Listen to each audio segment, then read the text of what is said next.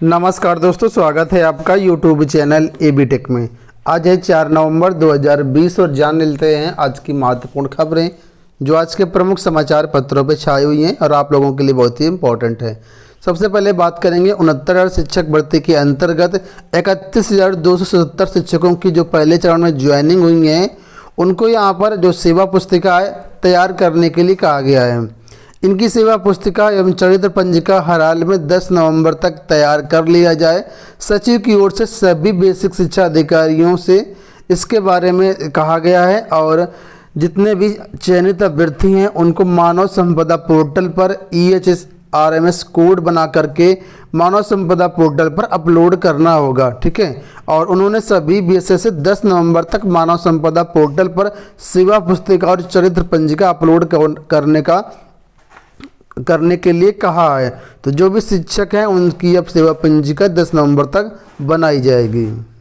69,000 शिक्षक भर्ती supreme court order की बात करते हैं तो पिछले हफ्ते जब सुनवाई हुई थी तो कोर्ट ने कहा था कि अगले हफ्ते 69,000 शिक्षक भर्ती का ऑर्डर डिलीवर कर देंगे। 4 तारीख को यानी आज तीनों जजों की जो बेंच है एक साथ बैठ रही है। इस वजह से बहुत सारी उम्मीदें थी कि आज ये केस का जो फैसला सुरक्षित है वो आज आ सकता है, लेकिन सुप्रीम कोर्ट की जो सप्लीमेंट्री कॉज लिस्ट है वो जारी कर दी गई। यहाँ पर कहीं पर भी 69,000 शिक्षक भर्ती का नाम नहीं है। तो जो उम्मीदें थी आज 69,000 शिक्षक भर्ती का ऑर्डर आने की पूरी तरह टूट चुकी हैं। अब का ऑर्डर आएगा उसके बारे में अभी कुछ भी स्पष्ट नहीं है। जैसा कुछ अपडेट निकल के आएगा आने वाले वीडियोस में सारी अपडेट आप लोगों को प्रोवाइड की जाएगी। बात कर लेते हैं DLED को लेकर के। दोस्तों DLED 2020 के ऑनलाइन फॉर्म अभी तक स्टार्ट नहीं हो पाए हैं और अब यहाँ पर अपडेट आई है कि इस बार जो आपका DLED सत्र है वो शून्य हो सकता है। लेकिन सरकारी प्राथमिक और पूर्व माध्यमिक स्कूलों में अध्यापन के लिए अनिवार्य डिप्लोमा इन एलिमेंट्री एजुकेशन का 2020-21 सत्र शून्यकाल हो सकता है।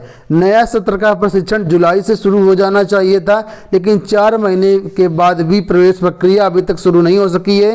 प्रदेश के कई विश्वविद्यालयों में स्नातक के परिणाम भी घोषित नहीं हुए हैं, इसलिए प्रवेश प्रक्रिया जल्द शुरू होने के ना शुरू होने के आसार हैं। ठीक है, और यहाँ पर लिखा है कि इस बार ऐसा है तो फिर सत्र जो है आपका शून्य हो सकता है, क्योंकि इसकी प्रक्रिया मई से शुरू हो जाती है, लेकिन अभी तक प्रवेश प्रक्रिया शुरू नहीं हो पाई है, फॉर्म भी नहीं आ पाए, काफ़ी लंबा समय लगेगा। इस वजह से कहा गया है यहाँ पर यह सत्र शून्य हो सकता है। 68,500 पुनर्मूल्यांकन से जो अभ्यर्थी पास हुए हैं उनके जिला का आवंटन आज किया जाएगा। लिखा है कि 31,270 शिक्षकों के चयन कार्यवाही गतिमान होने के कारण पुनर्मूल्यांकन में सफल अभ्यर्थियों का जिला आवंटन टालना पड़ा था। जिलों में काउंसलिंग 6 एवं 7 नवंबर को जारी रहेगी। ठीक है, तो फिलहाल इनका जो स्कूल आवंटन है जो पुनर्मूल्यांकन वाले थे 68,500 शिक्षक भर्ती के, आज इनका स्कूल आवंटन होगा। अगली बात की अपडेट कर लेते हैं तो यहाँ पर लिखा है LT ग्रेड को लेकर के विकी खान और प्रतियोगी मोर्चा की तरफ से आज कई सारे महत्वपूर्ण मांगों को लेकर के आज जो अभ्यर्थी हैं लोक सेवा आयोग जाएंगे, अपना ज्ञापन सौंपेंगे। लेकिन पहली मांग ये है कि LT ग्रेड हिंदी इंटर में संस्कृत विषय का जो विवाद है इसको लेकर के अपना मांग पत्र सौंपेंगे। LT ग्रेड कला चयनित बंधुओं की अतिशीघ्र नियुक्ति के बारे में। तीसरा है अनुबंधित रूप से कुछ बंधुओं की चयनित होने के बावजूद फाइल रोके जाने और अतिशीघ्र निदान करने के बारे में बात होगी। यहाँ पर सोशल साइंस का सत्यापन विज्ञप्ति की मांग की जाएगी। जल्द से जल्द सोशल साइंस का सत्यापन की जो विज्ञप्ति है वो जारी की जाए। और 5वां वेटिंग लिस्ट पर बातें होंगी इस पर। तो जैसा कुछ अपडेट निकल के आएगा आने वाले टाइम पर आप लोगों को बताया जाएगा। यहाँ पर लिखा है आप सभी 11 बजे उपस्थित होकर प्रतियोगी मोर्चा के साथ कंधे से कंधा मिलाकर आगे बढ़ें। फिलहाल दोस्तों जो भी छात्र जा सकते हो जरूर जाएं। TGT PGT 2020 की बात कर लेते हैं तो लिखा है 5 दिन में 18,000 पंजीकरण, 9500 आवेदन। एडेड माध्यमिक कॉलेजों में शिक्षक बनने के लिए तेजी से पंजीकरण और आवेदन का सिलसिला शुरू हो गया है। महज 5 दिन में 18,000 से ज़्यादा पंजीकरण हो गया है, जबकि 9,500 ने शुल्क के साथ आवेदन भी कर दिया है। चयन बोर्ड का कहना है कि इसमें अब और तेजी आएगी। चयन बोर्ड शासकीय सहायता प्राप्त माध्यमिक कॉलेजों में प्रवक्ता व प्रशिक्षित स्नातक शिक्षकों का चयन कर रहा है। 15,508 पदों का विज्ञापन जारी हुआ है।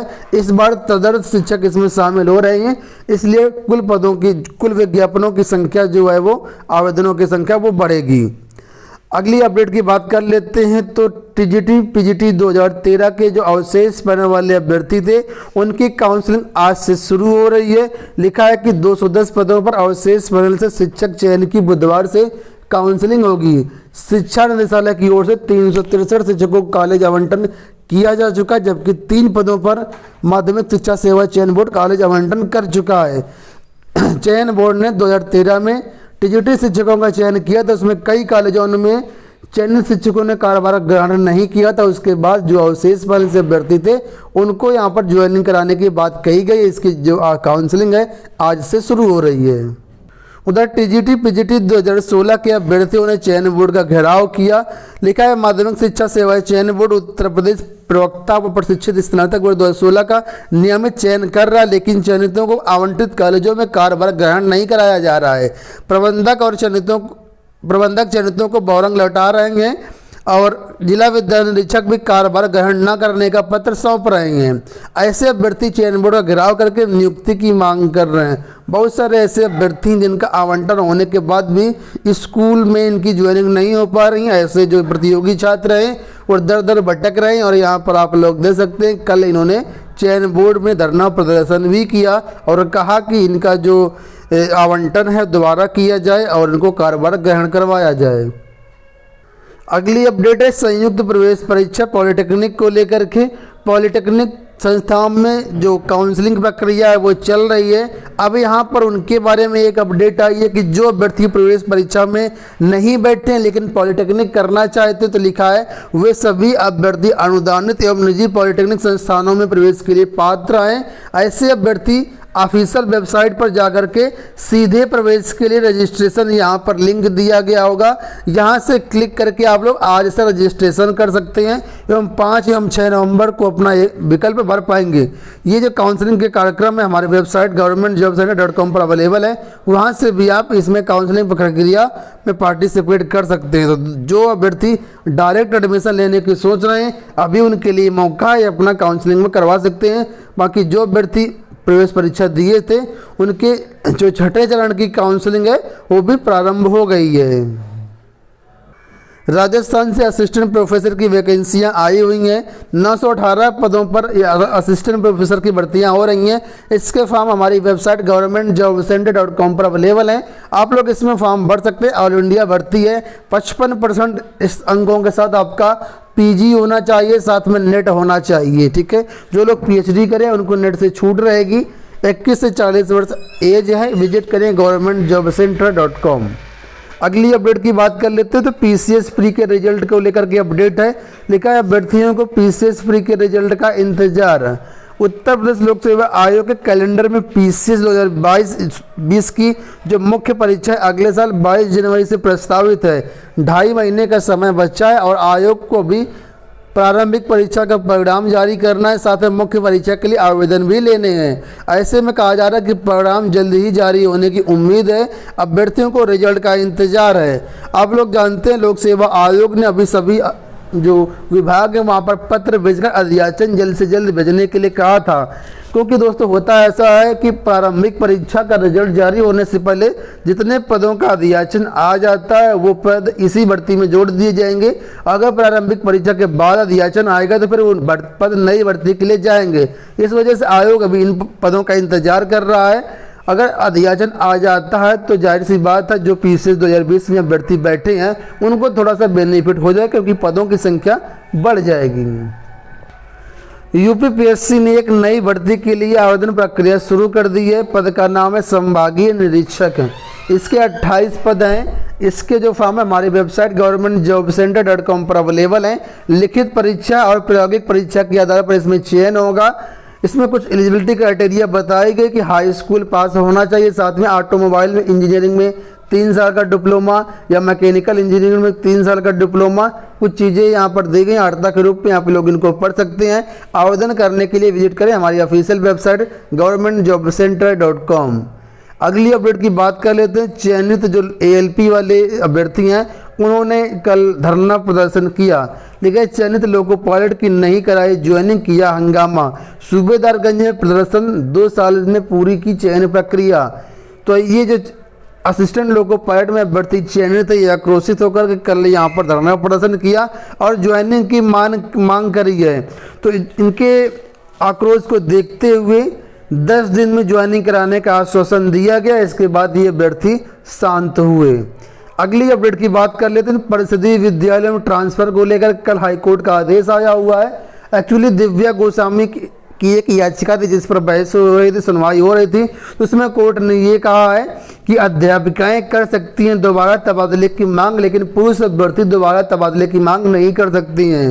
वो भी सभी अध्यापिकाओं के लिए नहीं कहा गया, कुछ ऐसी हैं जिनमें ये कंडीशन लागू होती है। लिखा है कि अगर एक बार अंतर जनपदीय तबादला आप ले चुके हैं तो अगर लड़कियों की शादी हो जाती है, शादी के बाद या फिर मेडिकल के आधार पर दोबारा अंतर जनपदीय तबादले की मांग कर सकती हैं। नॉर्मल जो महिला अभ्यर्थी हैं वो भी तबादले की मांग नहीं कर सकती हैं। वहीं पर जो पुरुष अभ्यर्थी हैं वो भी दोबारा तबादले की मांग नहीं कर सकते हैं। मतलब आपका एक बार ही तबादला होगा लाइफ में, ऐसा यहाँ पर कोर्ट की तरफ से आदेश दिया गया है और सरकार भी यही चाहती थी। तो कुल मिलाकर जो फैसला है वो सरकार के पक्ष में ही आया हुआ है।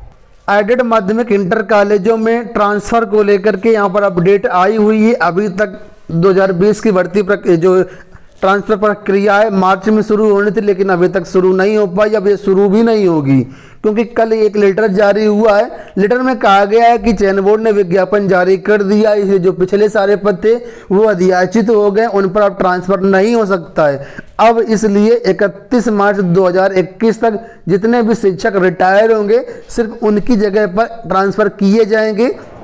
और इसलिए यहाँ पर कहा गया सभी विद्यालयों से कि आपके विद्यालयों में जितने भी शिक्षक 31 मार्च 2021 को रिटायर हो रहे हैं उनके पदों का ब्यौरा भेजा जाए। उसके बाद ऑनलाइन वेबसाइट बनवाई जाएगी और वेबसाइट जब बन जाएगी उसके बाद 15 जनवरी से या 15 मार्च से आप लोगों के यहाँ पर ट्रांसफ़र शुरू होंगे। तो कुल मिलाकर के इस साल का मामला ख़त्म हो गया है। अगले साल अब ट्रांसफ़र होंगे और ट्रांसफ़र होने में अब इसमें ज़्यादा पद नहीं बचेंगे, क्योंकि दोस्तों आप लोग जानते हैं एक साल में कितने शिक्षक रिटायर हो जाएंगे, 1000, 2000, 5000, इतने, इससे ज़्यादा तो हो नहीं सकते हैं। तो कुल मिलाकर ट्रांसफ़र अब बहुत ही लिमिटेड ही होंगे, ऑनलाइन ट्रांसफ़र होंगे। जैसे कुछ अपडेट निकल के आएगी आने वाले वीडियोस में सारी अपडेट आप लोगों को प्रोवाइड की जाएगी। एक सुप्रीम कोर्ट का महत्वपूर्ण फैसला आया हुआ है। बैंक से एक भर्ती निकली थी चपरासी की, जिसमें बैंक ने अपने नोटिफिकेशन में कहा था कि जो अधिक योग्यता वाले अभ्यर्थी वो मान्य नहीं है। ऐसे में एक पुरुष अभ्यर्थी ने इसमें आवेदन कर दिया और चयनित भी हो गया, लेकिन उसने अपना ग्रेजुएशन को छुपा लिया, ग्रेजुएशन को आवेदन फॉर्म में नहीं दिखाया। बाद में जब पता चला तो बैंक ने इनकी नौकरी बर्खास्त कर दी। ये अभ्यर्थी गए सुप्रीम कोर्ट और सुप्रीम कोर्ट ने भी बैंक के निर्णय को सही बताया। बोला कि जब आपके पास अधिक योग्यता है यानी स्नातक आपका है लेकिन स्नातक नहीं होना चाहिए, ऐसे में अनिवार्य योग्यता से आपकी जो योग्यता है वो अधिक है, ऐसे में इसकी याचिका भी खारिज कर दी और कोई भी इनको राहत नहीं दी गई है। तो यहाँ पर आप लोग देख सकते हैं कि कभी कभी ज़्यादा योग्यता भी आपके लिए नुकसानदेह हो सकती है, खासकर जब नोटिफिकेशन में ये चीज़ कहा जाए कि इससे ज़्यादा मतलब जो योग्यता वाले अभ्यर्थी आवेदन ना करें, तो फिर वहाँ पर आप लोग आवेदन ना करें। जितना मांगा जाए उतना अगर आप पूरा करते हैं तभी आवेदन आप लोग किया करें। लोक सेवा आयोग ने कल प्रवक्ता अर्थशास्त्र के 10 पदों का परिणाम जारी कर दिया। यहाँ पर लिखा है इंटर कॉलेजों में प्रवक्ता अर्थशास्त्र के 10 पदों पर सीधी भर्ती का जो परिणाम है वो जारी कर दिया गया। जो भी अभ्यर्थी हैं इस रिजल्ट को देख सकते हैं। और अंत में बात करेंगे प्राचार्य भर्ती को लेकर के एडेड डिग्री कॉलेजों में। यहाँ पर प्राचार्य भर्ती कि कई सारे अभ्यर्थियों ने जो अपनी OMR सीट है खाली छोड़ी है, इस वजह से यहाँ पर विवाद बढ़ रहा है और कहा गया कि ये भर्ती को फंसाने के लिए ऐसा किया जा रहा है। ऐसे ही कुछ असिस्टेंट प्रोफेसर भर्ती में भी हुआ था जिससे भर्ती काफ़ी लेट हो गई। तो ये हो गई दोस्तों आज की पूरी अपडेट। आशा करते हैं वीडियो पसंद आया होगा। वीडियो को लाइक और शेयर कर दीजिएगा। चैनल पर पहली बार चैनल को सब्सक्राइब भी कर लीजिएगा। धन्यवाद।